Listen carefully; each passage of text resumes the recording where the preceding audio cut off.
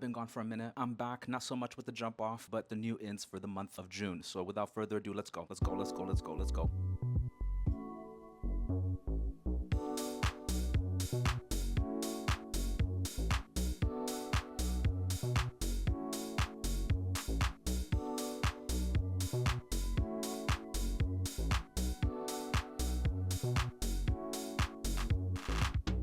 So again, I mean, I've been gone for a while. I hope you're doing well. I hope I'm doing well.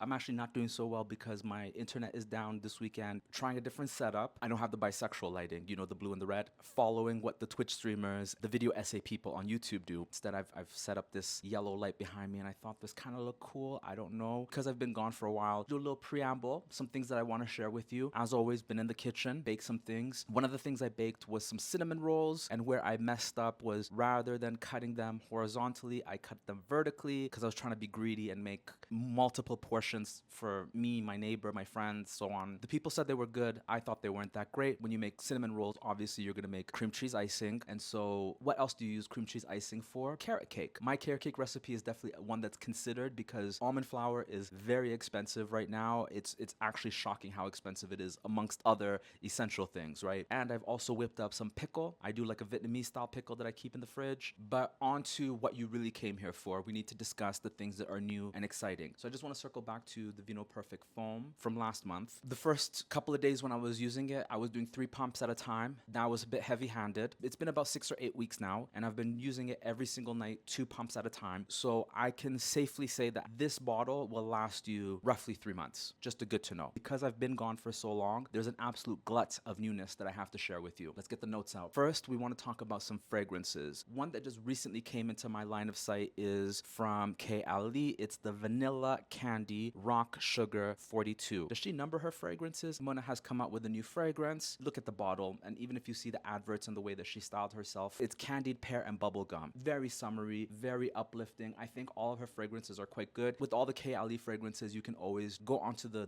brand's website and buy a little sample and test it out, live with it for a few days to decide whether or not you want to scoop it up. Another one that I want to call to your attention is from Acqua di Parma. Now they have that blue Mediterraneo range, which I feel like are their summery vibes, right? They're warm weather fragrances. You can wear them all year, no problem, but there is something quite seasonal about those fragrances. There is a new one which is called Mandarino di Sicilia. And if you notice the names, it's always an ingredient, what I think is the region where that ingredient is native to. Don't do what I did. I picked up Mandarlo di Sicilia. Now the thing with the Mandarlo, it smells amazing. This is actually a really beautiful almondy, gourmand, dessert type of fragrance. When I smell it, I feel it in my stomach. It smells delicious. That said, I didn't smell the Mandarino like a dummy. This one may be on its way out. Do you want to have 2 Sicily fragrances, or I don't know. Just looking at the notes, I think it's safe to assume that if you like Arancia or if you like Bergamoto, you most likely will like Mandarino if you're looking for a new citrus fragrance this summer. Next up, we're going to talk about some lip products. All right, one was from Chanel. They have a new lip serum and it comes in that sort of squeeze tube with a doe foot. It looks identical to their cuticle treatment. It's just a light hyaluronic serum, so you would put it on first and then layer your lip products on top of it. You know, when it comes to lip products, I need to feel like it's protective in order to know that the product is actually going to do what it says. And something about a lip serum just doesn't rub me the right way. But that said, if you are a Chanel person or if you like the Hydra Beauty collection, definitely take a look at this. So this is the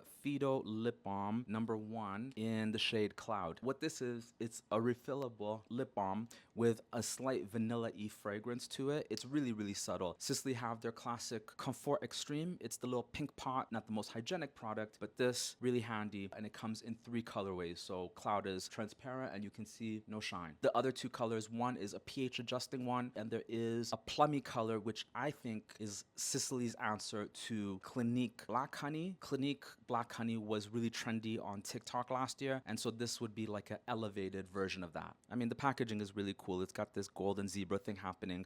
Don't get it confused. It's not life changing, right? I'm happy to use something like a rosebud salve or Vaseline, let's be honest. Next up, we're going to talk about some sun care products. There's one that is soon to launch in Canada, but I haven't seen it on the shelves as yet. Naked Sundays, yeah, it's an Australian brand. Now, if you wanted to see some other sun recommendations, there's an old video from last year, and I did talk about the mist from Kate Somerville. So this is that same sort of idea. It's like a top layer product. Only issue with that one was the lavender fragrance. I've tried the Bioderma one, and that one, the texture was really unpleasant. It's a hit or miss with sunscreen sprays for the face. My gut tells me if they sell it in the States, probably going to be available through Ulta or Target. In the UK, it's looking like something I'd find in Superdrug, so it should be a reasonable price. Another gut feeling that I have about this, if I haven't said this before, when we think about the demographics of Australia, you have this huge population of people who are not native to the land, and as such, Australia, I believe, has the highest incidence of skin cancer. You know, if you're going to enter the sun market, there's probably very high standards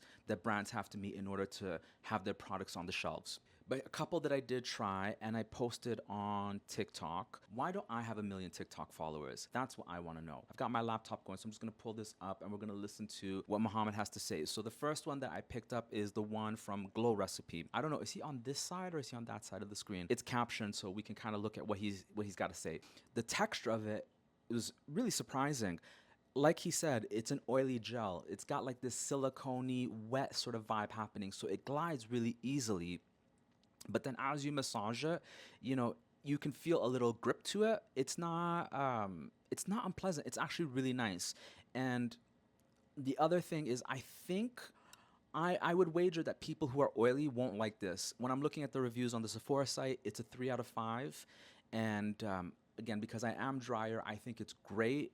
By the end of the day, because when I tested this out the first time, it was bare skin, just out of the shower, and it was agreeing with me. But I imagine if you were in a very hot, humid climate, you won't get on with it. This next item is from Kiehl's. They've come out with a new SPF as well. Kiehl's SPFs, I can take or leave. There's the one that comes in the tube. That one was a bit ashy. I didn't like the texture of it. And the one that's in the shake-up bottle, I feel like it's probably going to be identical to the Lancome Bienfait UV, which is an old product, and in which case, I'm sure that one is going to be fine. This, on the other hand, this new one, they call it a serum. I found it to be quite moisturizing. If anything, any old Kiehl's customers will remember the Ultra Facial Lotion in the white bottle with the SPF 30. This is very similar to that, but with a higher SPF. And you can see it doesn't get stuck in the facial hair. It blends in right easily, not ashy, but throughout the day, it definitely got shinier. And my skin started to look more and more humid.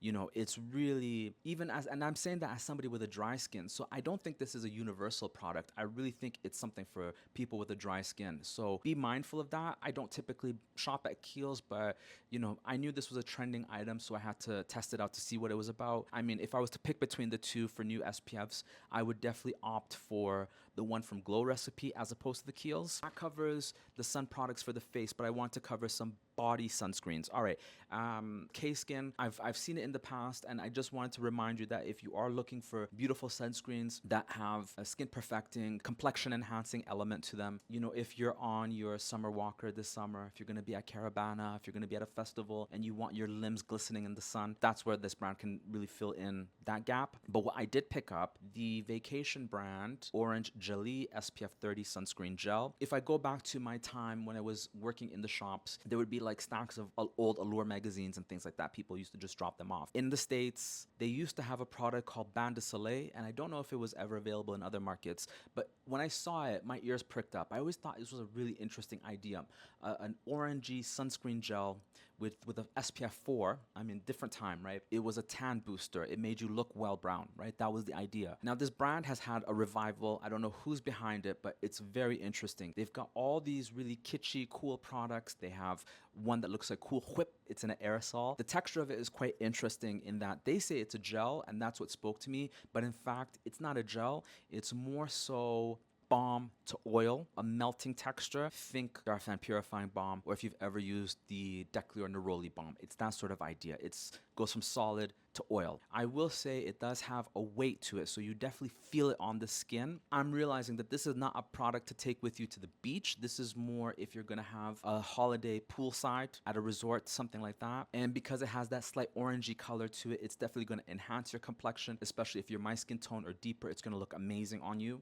The other call out to this product is the fragrance. In the comments, people are like, you know, this smells exactly like vacations in Florida from my youth and so on. That's what's driving all the sales because it's constantly selling out. When I think of a summertime fragrance, this is my summertime fragrance, the Loewe Eclectic. This vacation brand Orange Jolie, it's quite cinnamony. It definitely does have a holiday vibe, but something is amiss for me. There's no subtlety with this fragrance. It's really so strong and so bold. You really have to love it. If you're using it as a city product, it's too much. It's really a holiday product. I would be really cautious about how you're storing this if you take this away with you. If you leave it out in the sun, what happens to butters and things? They melt. So you really have to be cautious about how you're storing this and how you're opening it. If I keep smelling this or put this on my vision board, maybe this is gonna encourage me to go to España this year. I don't know, but yeah, interesting item nonetheless. Have you picked up any of these? What are your favorite sun products or summertime products? Let the people in the comments down below know. Thumbs up, thumbs down, however this moved you. Thank you for listening. Thank me for speaking, and I will catch you in the next one. Adios.